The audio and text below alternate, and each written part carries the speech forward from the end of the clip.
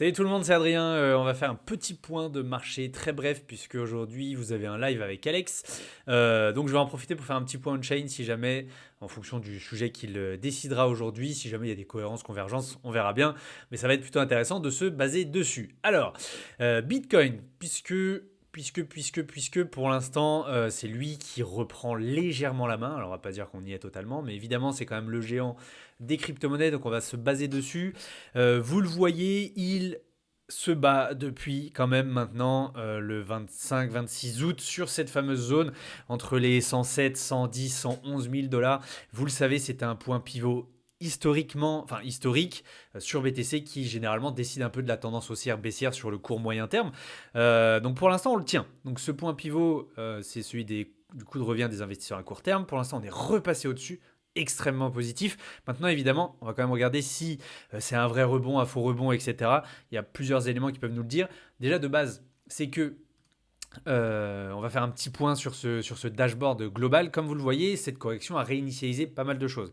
Quand on regarde déjà sur la droite le SOPR de tous nos nouveaux investisseurs sur le marché, ça a été en rouge brièvement, quand même pendant, je dirais, une bonne semaine, 10 jours. Ce qui est extrêmement intéressant, c'est qu'on arrive à ce nouvel élément aussi pivot dans le sens où, vous voyez, on veut réessayer de repartir au-dessus, donc revenir dans une tendance où les investisseurs prennent plus de profits que de pertes.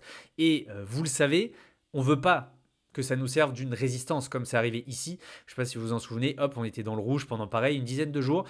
On a retenté de breaker à la hausse, de retrouver un momentum haussier et finalement les investisseurs ont tellement perdu foi en fait dans la capacité du marché à aller à la hausse qu'en fait ils ont fait un effet boule de neige qui fait que forcément on a eu plutôt une cascade de liquidation, une baisse assez forte à ce moment-là entre fin février et début mars. Donc ce que l'on veut pas voir, c'est ce schéma typique où on a un petit bout de verre typiquement, des reprises de gains et on repart à la baisse.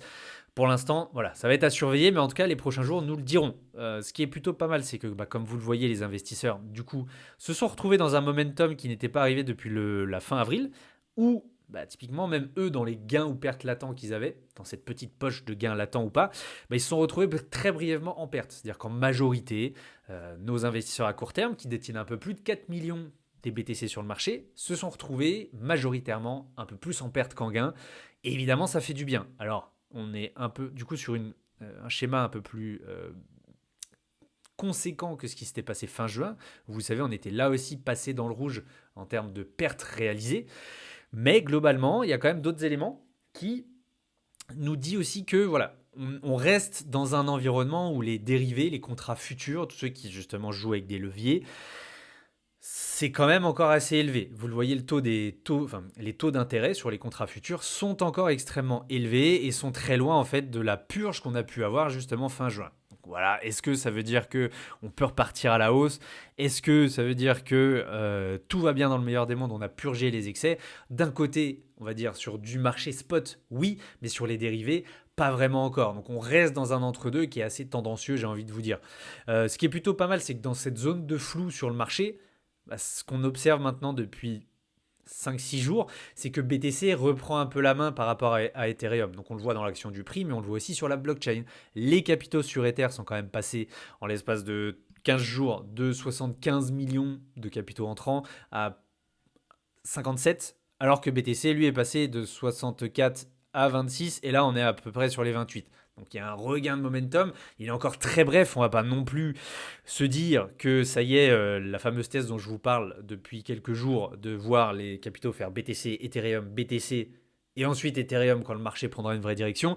Pour l'instant, on n'y est pas totalement, mais évidemment, au niveau des ETF, on le voit que c'est un peu ce schéma qui commence là encore à se manifester, mais ça fait qu'une journée. Donc on verra aujourd'hui ce qui se passe et dans les jours à venir. C'est un peu trop tôt pour se dire cool, on avait raison.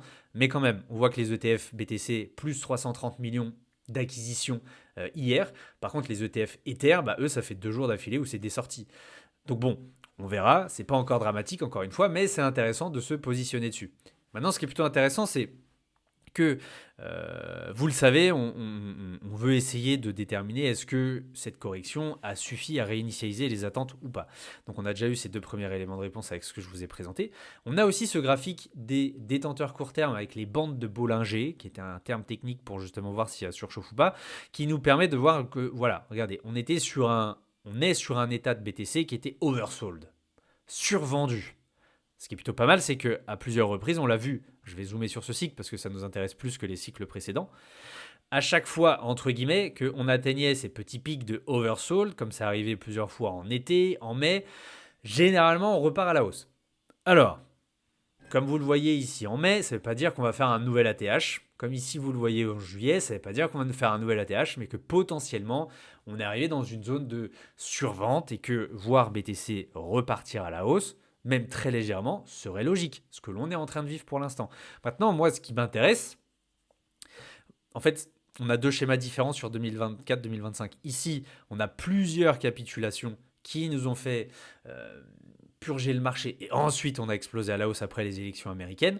Ici, on a plutôt eu une grosse cascade de liquidation assez brève, assez vive d'un coup, puisque de février à avril, on est quand même passé des 98 à les 75 000 $. Ça a suffi à bien purger. Là, pour l'instant, comme vous le voyez, le petit bout de verre, il est très bref pour l'instant. Donc, on va voir si ça va suffire à, encore une fois, purger tout ce qui se passe sur le marché, ou si on aura besoin d'un peu plus de pics, etc.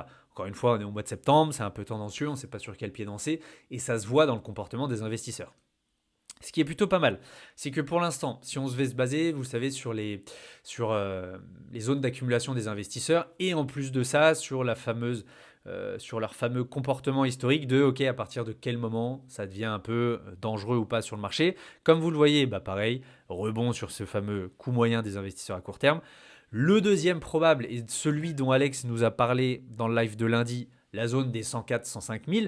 Et ensuite, moi celle dont je vous ai parlé également, qui sera vraiment importante à surveiller, qui nous avait servi de support à plusieurs reprises lors du crash de 2025 et même, j'ai envie de vous dire, de 2024, si je dézoome. Hop, on va y arriver.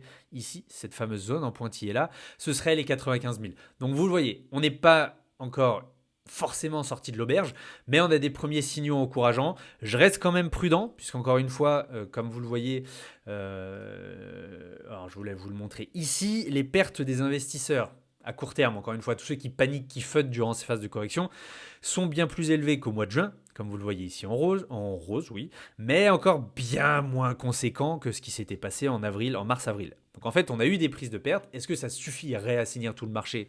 Telle est la question. Mais en tout cas, pour l'instant, vous le voyez, on a eu des inflows de BTC sur les exchanges, donc des investisseurs qui, globalement, depuis la mi-juillet, sont quand même plus dans un état de vente, soit pour prendre des profits, comme justement ici à la mi-juillet, soit pour encaisser des pertes, comme ici fin août, avec la dernière correction qu'on a eue. Voilà, on est dans un entre-deux qui est plutôt intéressant.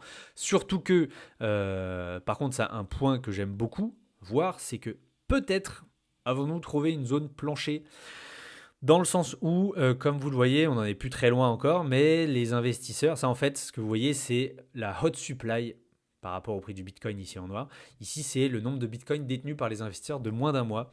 Comme vous le voyez, on a bien rebondi sur une zone globalement qu'on avait eue en mars-avril, qu'on a eu aussi fin juin, début juillet, dans le sens où ça y est, potentiellement, c'est-à-dire qu'à partir sur les niveaux auxquels on a touché sur les 107-108 000 $ ces derniers jours, peut-être que les investisseurs en ont profité pour recharger sur ces niveaux-là, puisque vous le voyez, on est passé de 1,4 million à peu près 1,6 quasiment de BTC accumulés sur cette baisse. Donc, c'est-à-dire que peut-être que la smart money, les futurs investisseurs à long terme ont acheté en tout cas cette baisse avec quand même pas mal d'intensité, parce qu'on parle de quasiment 200 000 bitcoins qui ont été réaccumulés sur ce dernier mois, sur ces derniers jours même, j'ai envie de vous dire.